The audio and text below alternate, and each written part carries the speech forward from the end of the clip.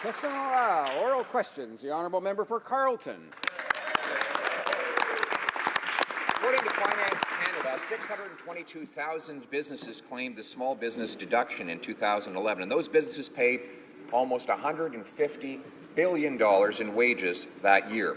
The Liberal budget proposes to change the Income Tax Act by raising the small business rate by a half point, a point, and a point and a half over the next 3 respective years.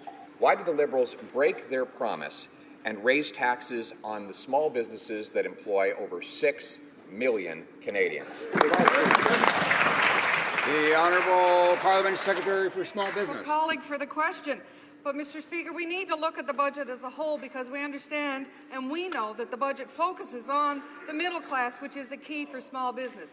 Mr. Speaker, we know that middle-class Canadians are those who own and work in small businesses. They're also customers and clients. And we know a strong, vibrant middle class is great for business. And our government is making very important investments which will directly help small business. Mr. Speaker, thank you. The member for Carleton.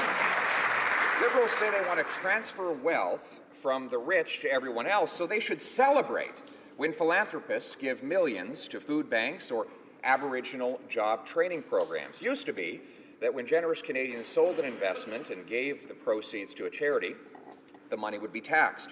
That did not hurt the philanthropist, who planned to give it all away regardless. It hurt the charity, which lost a large chunk of the donation to the government. Conservatives got rid of this tax on charities. Why did the Liberal budget bring it back? Parliament Secretary to the Minister of Finance. Mr. Speaker, I'd like to thank the honourable member for his question. Mr. Speaker, we have a budget that works for the middle class, that works for Canadian families, and I'd just like to remind my colleague opposite, Mr. Speaker, this morning, the Wall Street Journal called us the poster child of the international IMF Global Growth Strategy. The Financial Times called Canada a glimmer of light in the world.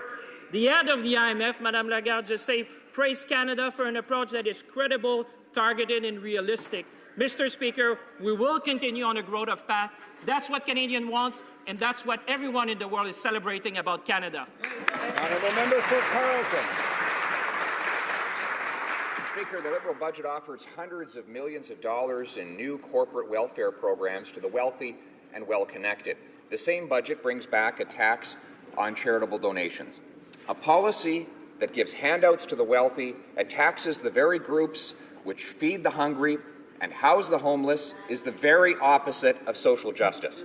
The Liberals promised during the election to be Robin Hood. Why are they acting so much like the Sheriff of Nottingham? The Honourable Parliament Secretary to the Minister of Finance. Mr. Speaker, I thank my honourable colleague for his question. Mr. Speaker, I would invite him to read the budget in its entirety. Because actually this budget is the budget for middle-class Canadians and Canadian families, Mr. Speaker. We are the government who reduced the taxes for the middle class. 9 million Canadians are paying less tax as of January 1st because of this government.